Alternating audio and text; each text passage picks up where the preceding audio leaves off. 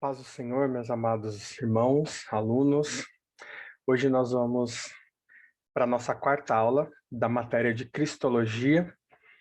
E, em primeiro lugar, eu espero que todos vocês estejam bem, estejam se cuidando, estejam sempre tomando as devidas medidas para ficarem bem. E como eu digo sempre, cuidando também daqui, né?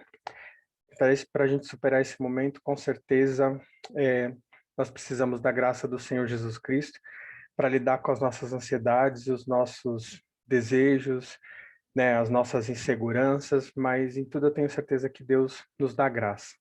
Então, basta clamar a Ele, né, orar, se lançar na presença do Senhor Jesus Cristo, que com certeza Ele cuida de nós.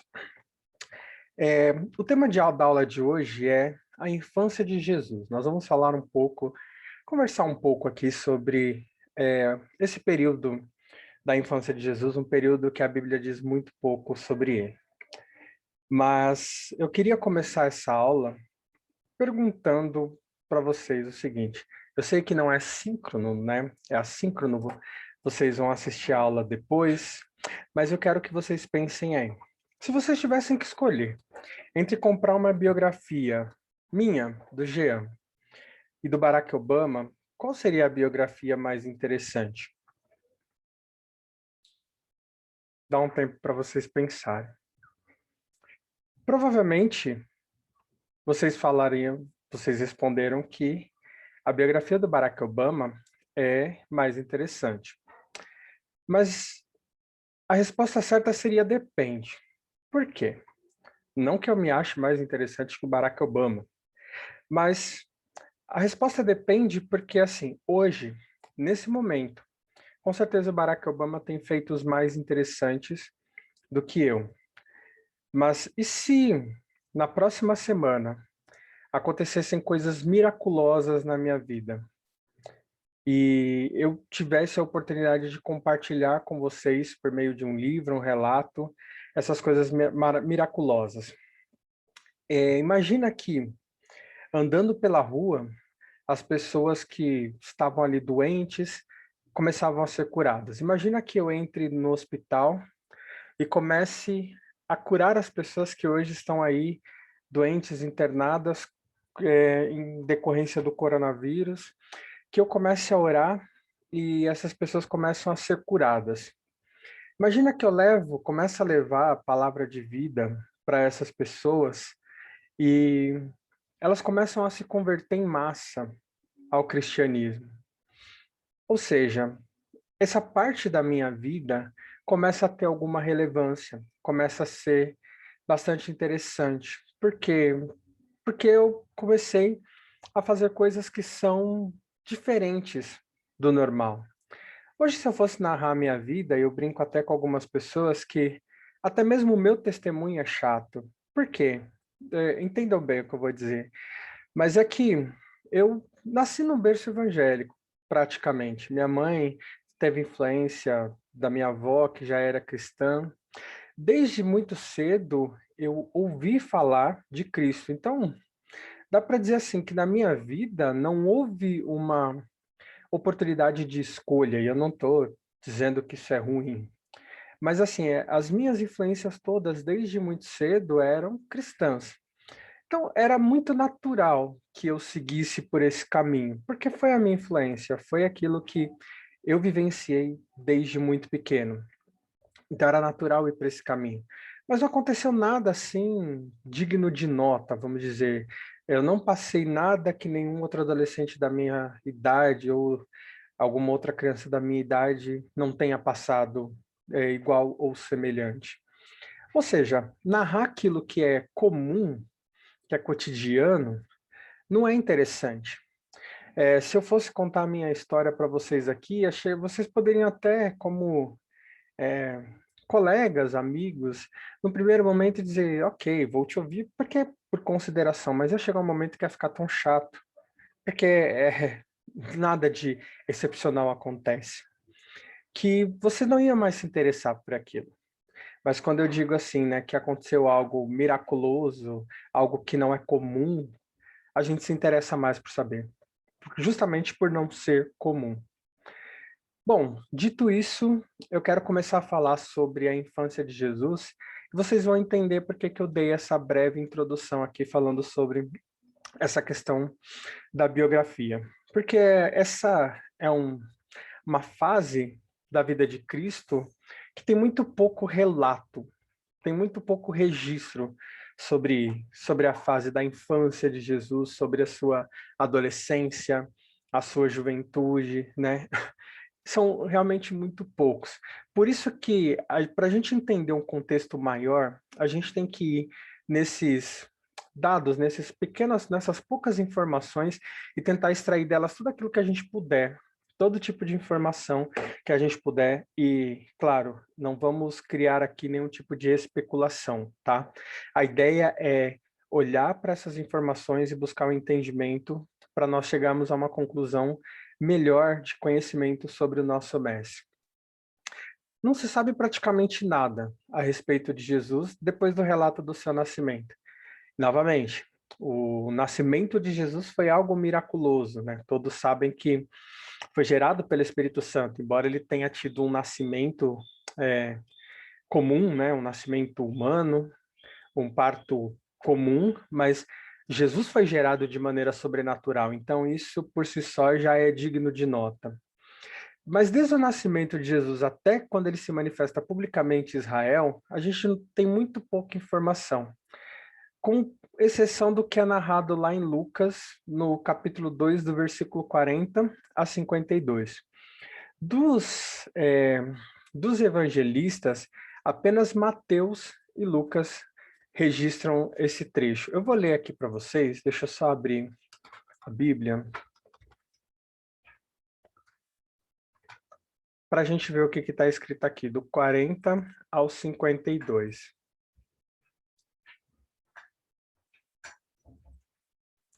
Ó, Lucas 2, 40.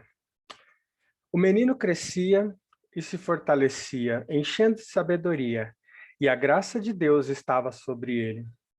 Todos os anos os seus pais iam a Jerusalém para a festa da Páscoa. Quando ele completou 12 anos de idade, eles subiram à festa, conforme o costume. Terminada a festa, voltando seus pais para casa, o menino Jesus ficou em Jerusalém, sem que eles percebessem. Pensando que ele estava entre os companheiros de viagem, caminharam o dia todo. Então começaram a procurá-lo entre seus parentes e conhecidos. Não o encontrando, voltaram a Jerusalém para procurá-lo. Depois de 3 dias, o encontraram no templo, sentado entre os mestres, ouvindo-os e fazendo-lhes perguntas. Todos os que o ouviam ficavam maravilhados com o seu entendimento e com as suas respostas. Quando os pais o viram, ficaram perplexos. Sua mãe lhe disse: Filho, por que você nos fez isto? Seu pai e eu estávamos aflitos à sua procura. Ele perguntou: Por que vocês estavam me procurando? Não sabiam que eu devia estar na casa do meu pai? Mas eles não compreenderam o que ele dizia. Então foi com eles para Nazaré e era-lhes obediente. Sua mãe, porém, guardava todas essas coisas em seu coração. Jesus ia crescendo em sabedoria, estatura e graça diante de Deus e diante dos homens. Então, com exceção disso que Lucas narra, a gente tem muito poucas informações. E apenas Mateus e Lucas registram os acontecimentos do nascimento de Jesus. É difícil até situar a questão da cronologia, mas principalmente desse período, cronologia da infância de Jesus, mas porque aquilo que nós temos segue muito o estilo do Antigo Testamento. Só afirma que Jesus nasceu no tempo do rei Herodes, está lá em Mateus capítulo 2, versículo 1, e que naqueles dias apareceu João Batista pregando no deserto da Judéia, Mateus capítulo 3, versículo 1. Para a gente tentar localizar no templo, a gente vai até Lucas, porque ele é mais preciso nesse detalhe. Ele diz assim, porque Lucas ele diz que Jesus nasceu por ocasião de um censo decretado por César Augusto, quando Cirene era governador da Síria. Está lá no capítulo 2, versos 1 e 2 de Lucas. O ministério de Jesus começou no ano 15 do Império de Tibério César, capítulo 3, versículo 1. Ou seja, dentro de um tempo histórico, Lucas permite nos situar o ministério, por isso até que a gente consegue hoje definir, né, o antes e depois de Cristo a partir dessas datas que ele coloca como data dos governantes, data em que, por exemplo, Cirene era governador da Síria, começou no ano 15 do Império de Tibério César, então a partir disso você consegue definir exatamente quais eram essas datas. Mas aí eu já pergunto, né? Por que que os evangelhos se calam diante disso?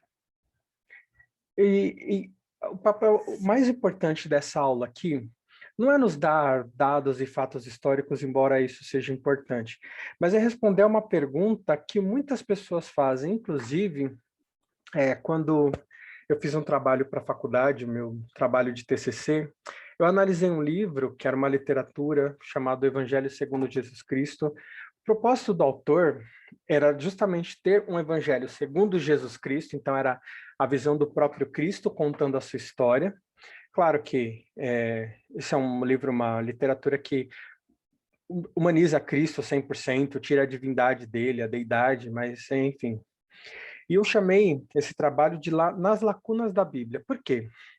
Porque existe essa lacuna de tempo, né? Daquilo que é dito sobre Jesus, lá no início, de quando ele nasceu, um pouco da sua adolescência, e depois não temos mais nenhuma informação, não tem registro, os evangelistas não se preocuparam em narrar aquela parte, aquela fase da vida de Jesus.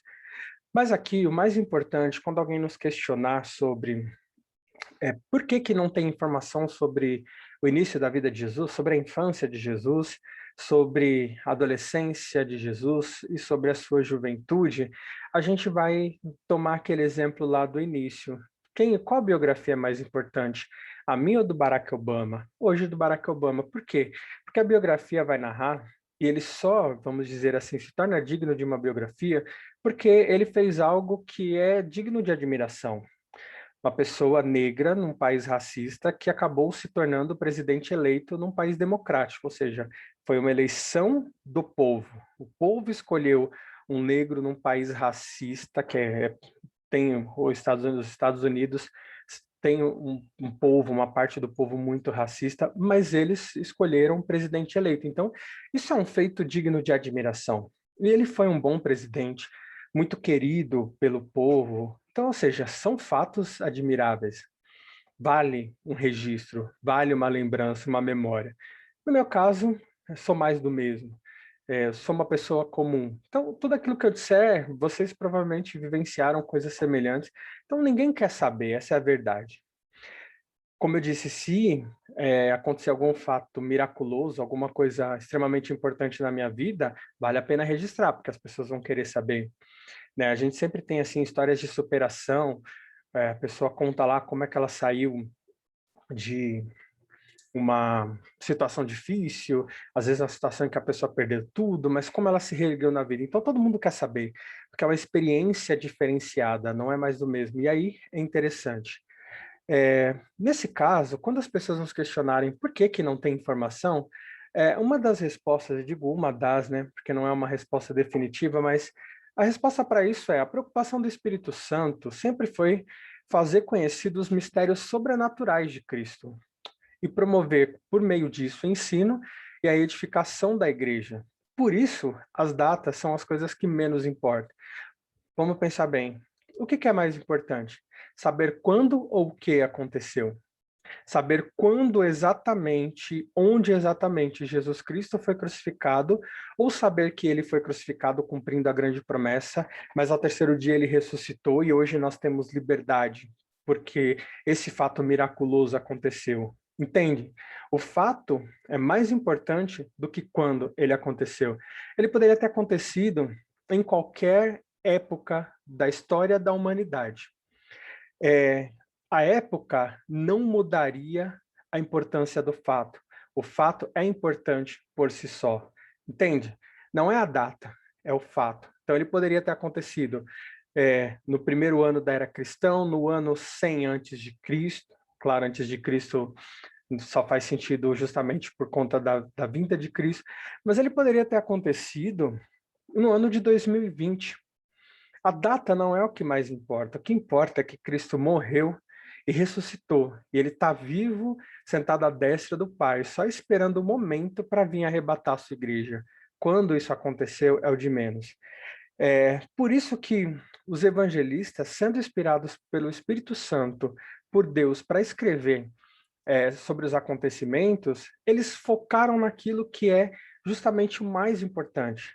O ministério de Jesus Cristo, os fatos sobrenaturais, os acontecimentos sobrenaturais, a cura do paralítico, as pessoas, a mulher do fluxo de sangue, quando ele vai no casamento e transforma água em vinho, quando ele é tentado pelo diabo, quando ele é açoitado, quando ele é entregue, e todos os fatos que estão ali relacionados. Isso é importante a gente saber, porque o foco do Espírito Santo é a redenção da humanidade. Mas vamos então, como eu disse no início, tentar, a partir das informações que são apresentadas, extrair um pouco de dados mesmo, de informações sobre Jesus Cristo. A partir do livro de Mateus, a gente pode inferir que Jesus tinha 2 anos de idade quando José e Maria fugiram para o Egito. Está lá no capítulo 2, versículo 16.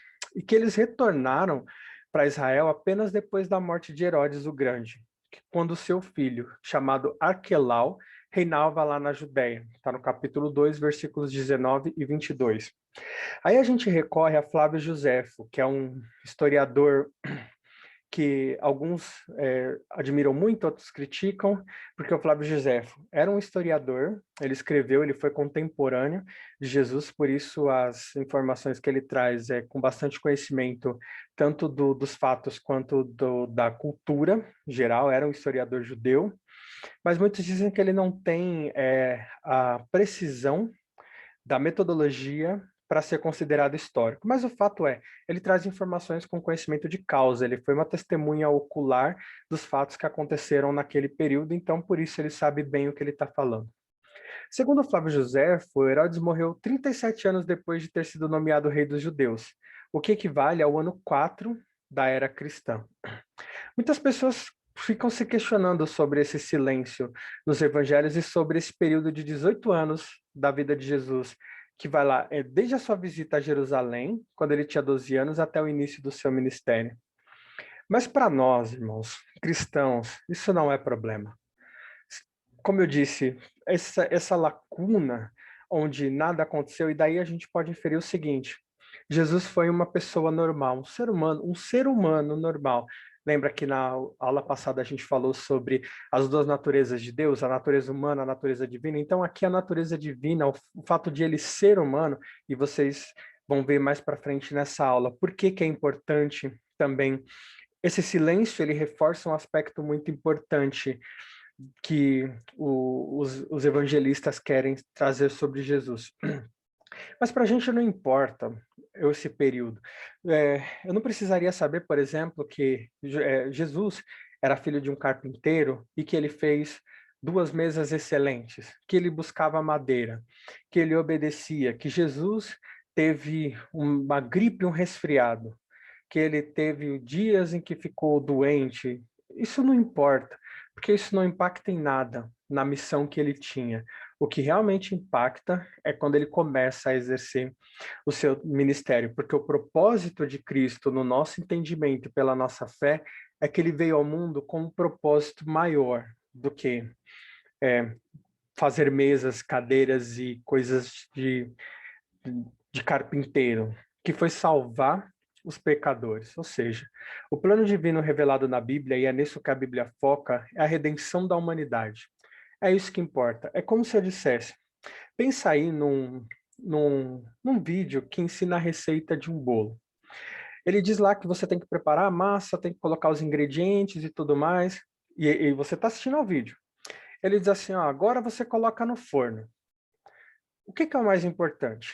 Os ingredientes, o preparo, porque quando você coloca no forno, nada muda. É claro que temperatura do forno e o período que você vai deixar lá dentro. Mas concorda que se o bolo demorar 30 minutos para assar e a pessoa que está apresentando essa receita não mostrar, imagina você 30 minutos olhando para o vídeo esperando o bolo assar. Isso importa? Não. O que importa? O resultado final. É ver o bolo pronto. né, ver ali o resultado de todo aquele esforço. É basicamente isso quando a gente olha para Jesus. O que importa não é o tempo em que o bolo está assando, não é o tempo em que Jesus foi uma pessoa comum. O que importa para nós são os milagres maravilhosos que ele realizou. Os evangelhos registram parte da vida de Jesus, mas se concentram no ponto principal do seu ministério, que é a obra do Calvário. Porque o objetivo do Espírito Santo, como eu já disse, ao inspirar esses evangelistas, foi fazer com que a humanidade conhecesse esse aspecto mais importante da missão de Jesus Cristo, que é a grandiosa obra da salvação e redenção da humanidade.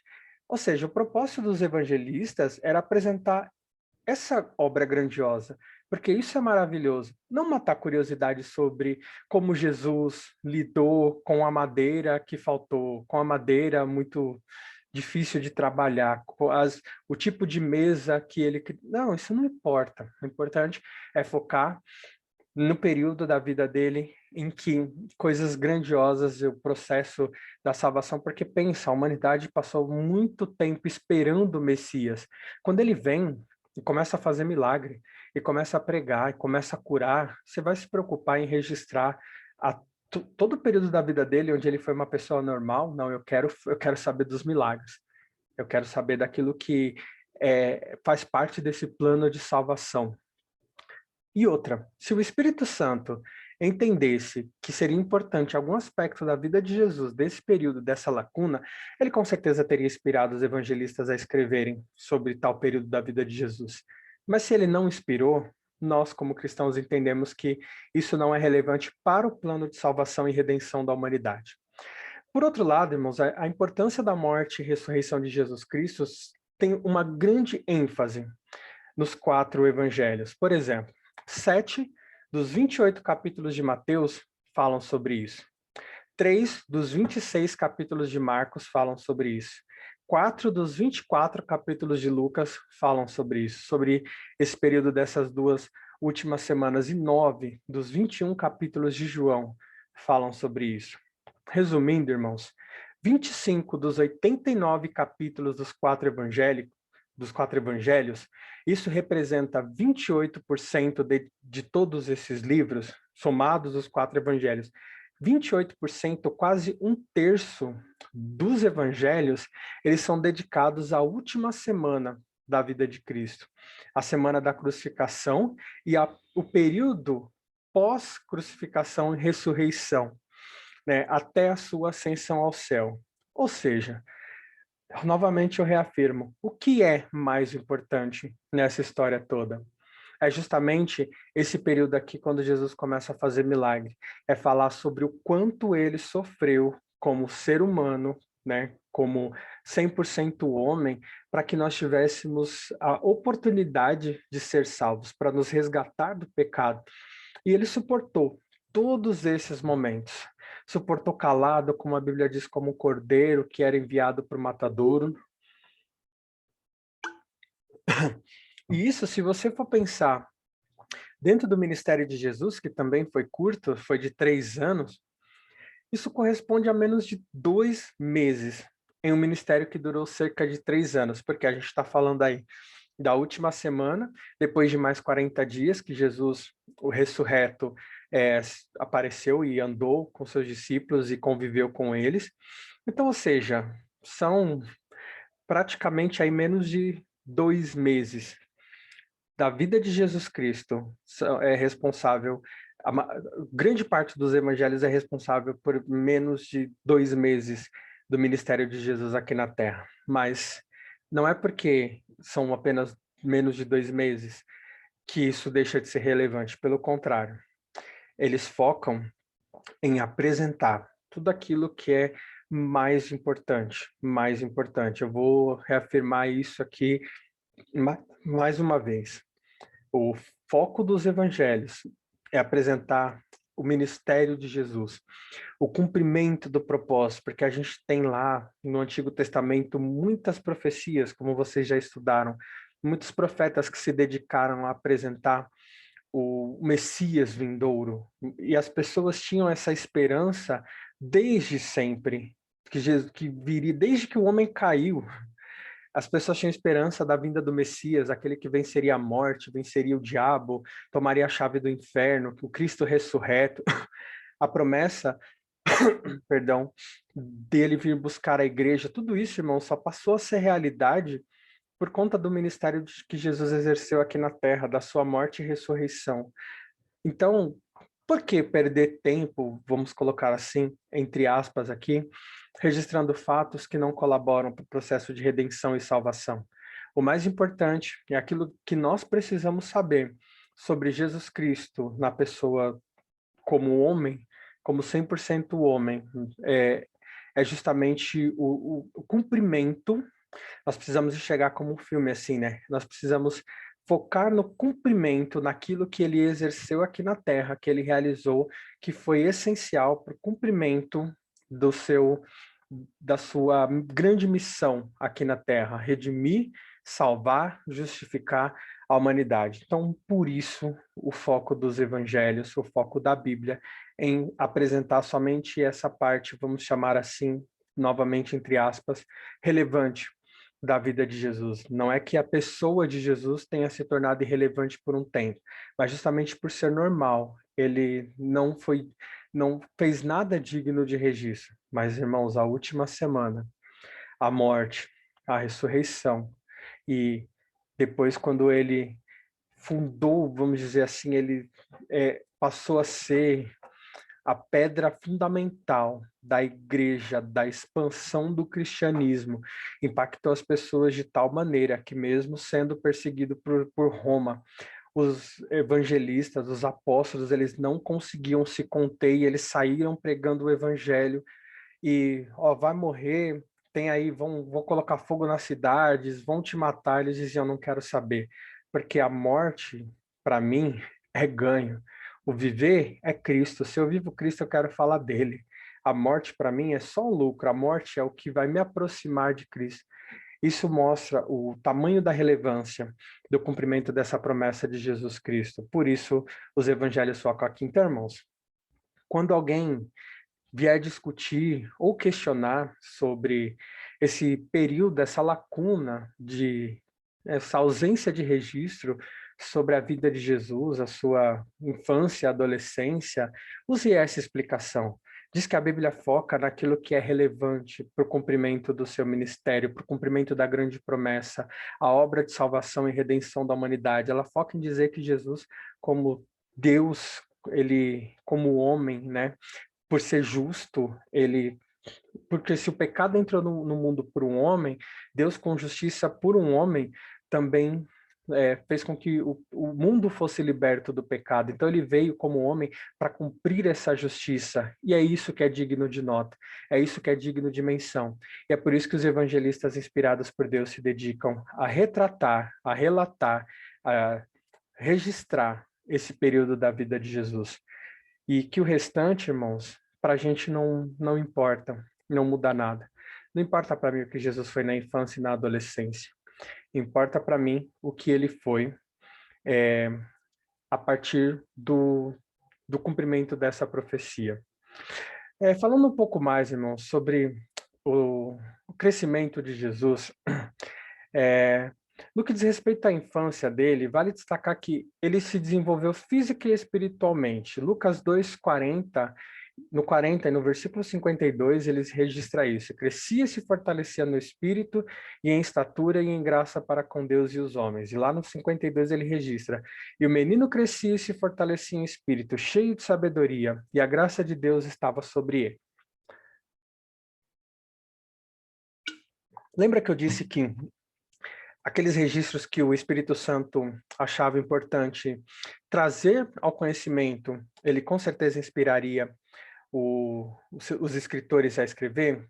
Então, por que que ele registrou que Jesus Cristo nascia, que ele crescia, melhor dizendo, e se fortalecia em espírito, em estatura, ou seja, eles viam o menino crescer, ele passou lá de um tamanho, literalmente, a outro, ele crescia em estatura, mas também crescia espiritualmente, crescia no conhecimento de Deus.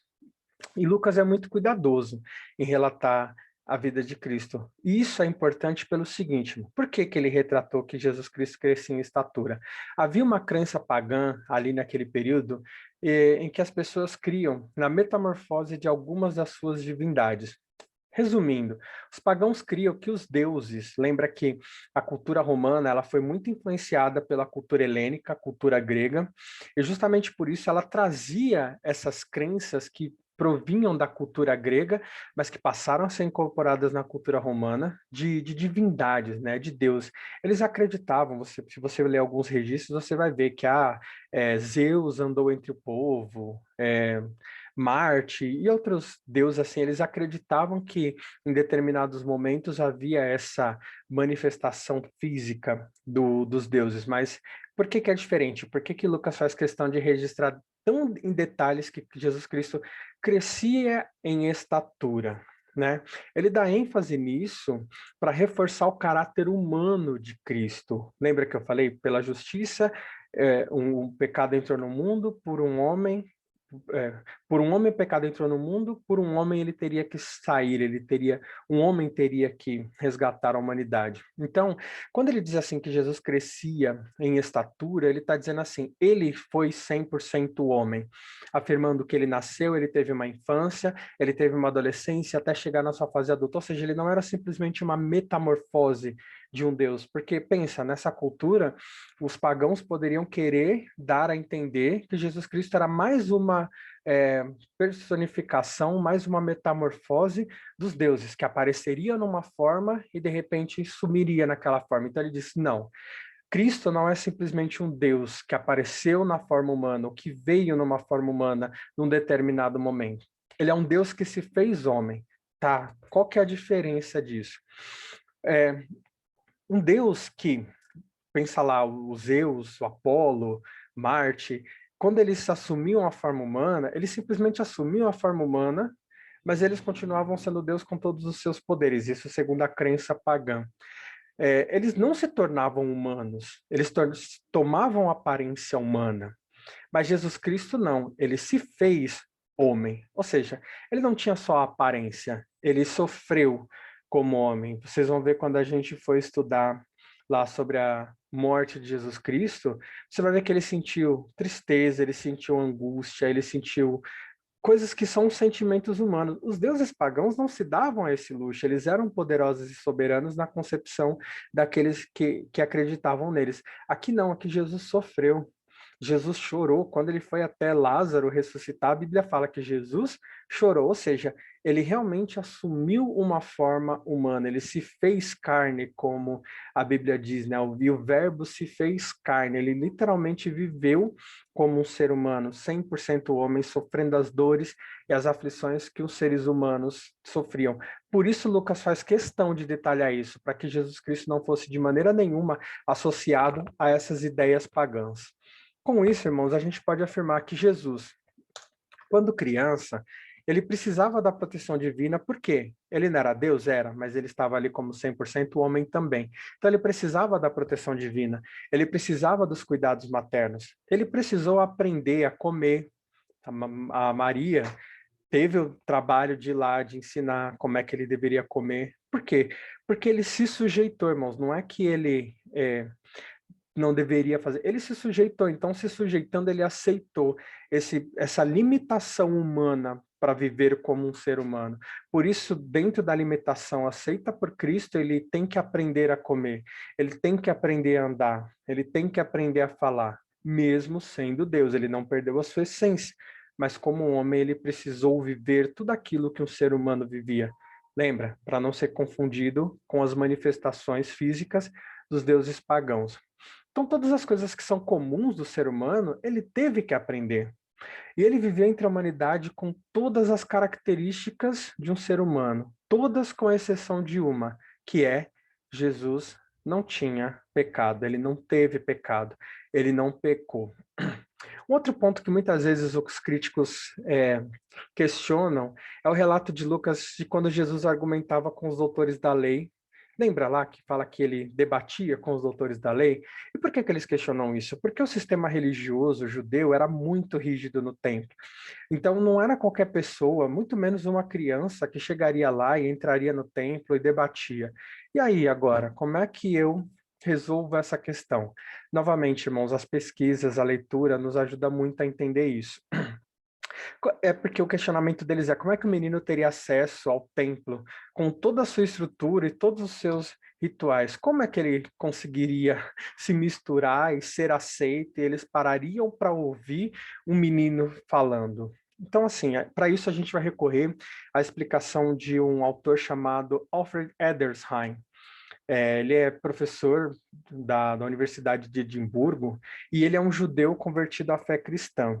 Então, além de ser profundo conhecedor de Cristo, ele também é profundo conhecedor da cultura judaica e do Mishnah, que é o primeiro compêndio escrito da lei oral judaica. É um dos livros que compõe o Talmud lá, que é um dos livros básicos da religião judaica. Segundo ele, de acordo com o Talmud, o que ele diz? Que os membros do Sinédrio no templo, em dias ordinários, eles se sentavam no tribunal de apelação, ao final do sacrifício da manhã ou da noite, ou seja, depois que os rituais e tudo havia se cumprido, eles sentavam lá nos sábados e dias de festa, eles costumavam sair do templo, sentar lá de uma maneira informal no terraço do templo, e eles ensinavam as pessoas ali. E esse ensinamento é diferente da rigidez dos rituais do templo, eles permitiam aqui que as pessoas fizessem perguntas, por exemplo. Era muito mais, vamos chamar assim, de um bate-papo que acontecia ali no terraço, onde eles ensinavam o povo, eles permitiam que as pessoas fizessem perguntas e ali eles respondiam. Então, foi justamente nessa situação onde havia uma grande liberdade para as pessoas questionarem, que Jesus se sentou ali no solo e rodeado e se misturou com os doutores da lei, e ali ele começou a argumentar. Então, pense, irmãos, nesse momento em que, né, os doutores da lei estavam ali preocupados em ensinar um povo, né, era um momento, digamos assim, menos rígido, mais descontraído de falar das coisas de Deus, eles veem um menino ali de 12 anos e com profundo conhecimento, mas também imagino que não deveria haver muitas crianças ali da idade de Jesus interessadas em ouvir, interessadas naquelas explicações e naqueles ensinamentos. É como se hoje, assim, a gente imagina, a gente faz uma reunião na igreja, acabou, terminou o culto, a gente se senta lá para conversar sobre as coisas de Deus e vem uma criança.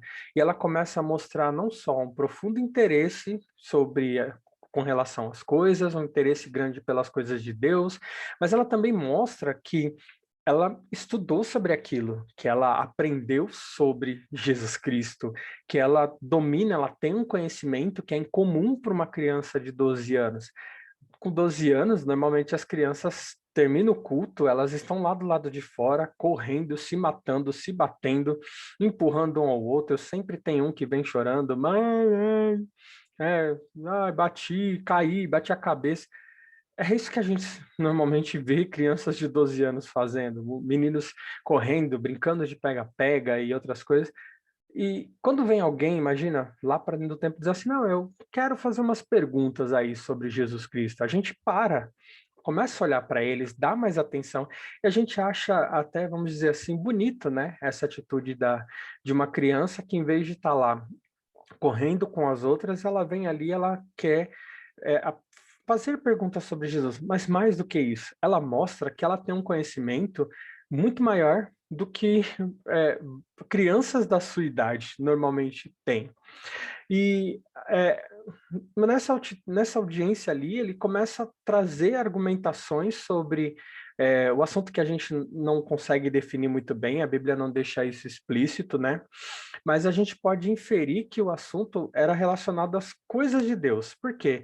No capítulo 2, versículo 49, Jesus diz assim, quando os pais vão procurá-lo, né, o encontram, ele diz assim, não sabeis que me convém tratar dos negócios do meu pai? Ou seja, deveria ser alguma questão relacionada às coisas de Deus. O que chamava a atenção desses doutores não era simplesmente só o interesse de um menino pelas coisas de Deus numa idade tão com tão pouca idade, né? Mas também a inteligência das suas respostas. Jesus surpreendeu, chamou a atenção deles pela inteligência com que ele respondia às coisas. Mas assim, Jesus, naquele momento, foi entendido não só como uma criança prodígio, não. Sabe aquela criança que é mais inteligente do que a média, que estuda mais do que a média? Não. Jesus ali não foi visto dessa maneira, só como uma criança prodígio, mas sim como um menino diferenciado. É aquele que você olha e diz assim, não, esse daí não é só um prodígio. Esse menino tem algo mais. Esse menino tem uma diferença.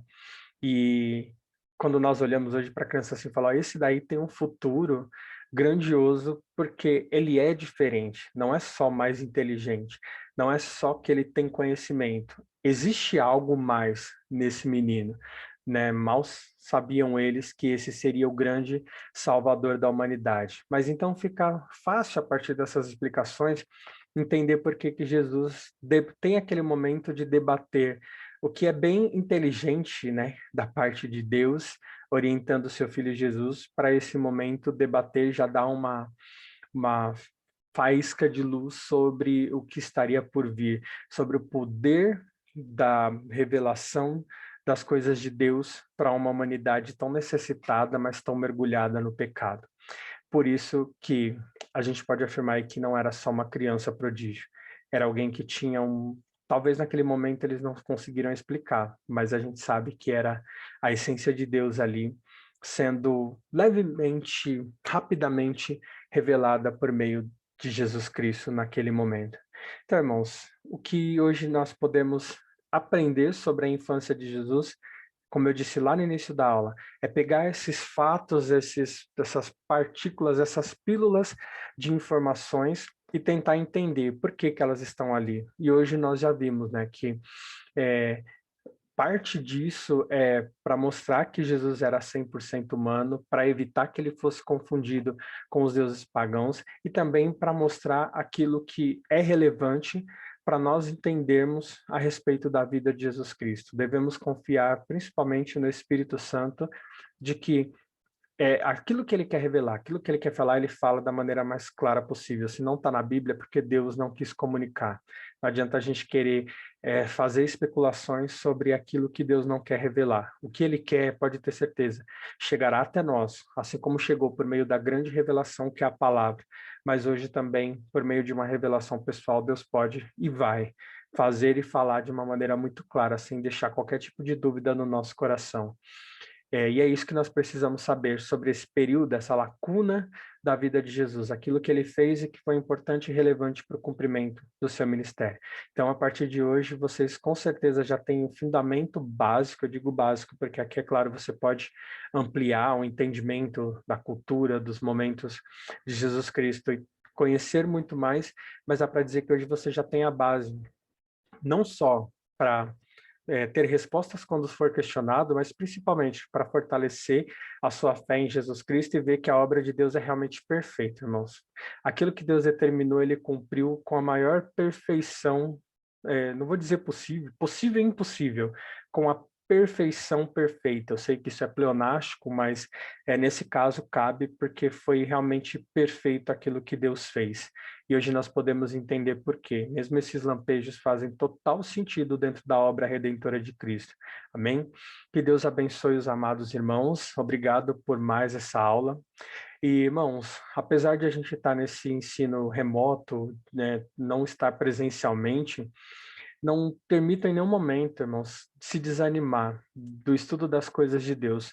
Continuem firmes aí nesse estudo, porque pensa que isso não é só para você, é para você agradar a Deus, mas é principalmente para você, com a graça do Senhor Jesus e esse conhecimento, fazer diferença na sua própria vida primeiro, mas também diferença na vida das outras pessoas. E a gente está vivendo um momento em que Cristo está assim, procurando pessoas que estejam dispostas a fazer diferença na vida dos outros seres humanos. Tem muita gente, irmãos, abandonando a fé, tem muita gente se deixando levar pelo momento, ou usando o momento como justificativa para não querer mais servir a Deus, se esfriar na fé, Mas esse é justamente o momento oposto. Nós temos que fazer é buscar mais ainda, irmãos, conhecermos a Deus, porque nós só vamos passar por isso até quando o Senhor Jesus quiser, né?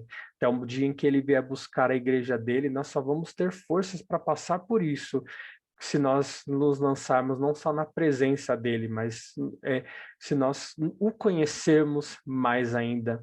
Deus é infinitamente conhecível. Hoje eu estou inventando palavras, mas nunca vai se limitar, nunca vai se esgotar. Deus é uma fonte inesgotável. E quanto mais você busca, mais você conhece. E quanto mais você conhece, mais você quer conhecer, porque você vê que Deus é realmente algo maravilhoso. E, além de tudo, irmãos, seja grato. Seja grato pela oportunidade que você está tendo de aprender mais de Cristo. Seja grato por tudo aquilo que Ele tem feito na sua casa, na sua família. Seja grato se você não foi, né, não pegou esse vírus. Seja grato se você pegou e foi curado. Seja grato todos os momentos. Seja grato se você está passando uma situação difícil ou se você está num momento de abundância, mas seja grato, né? Em todos os momentos da graça, porque essa é a chave para a gente permanecer firme. A murmuração, ela faz com que a gente perca o foco, mas quando você agradece, pode ter certeza, irmãos, Deus se revela de uma maneira poderosa e o vírus parou o mundo, mas o Senhor Jesus Cristo não tem poder que pare.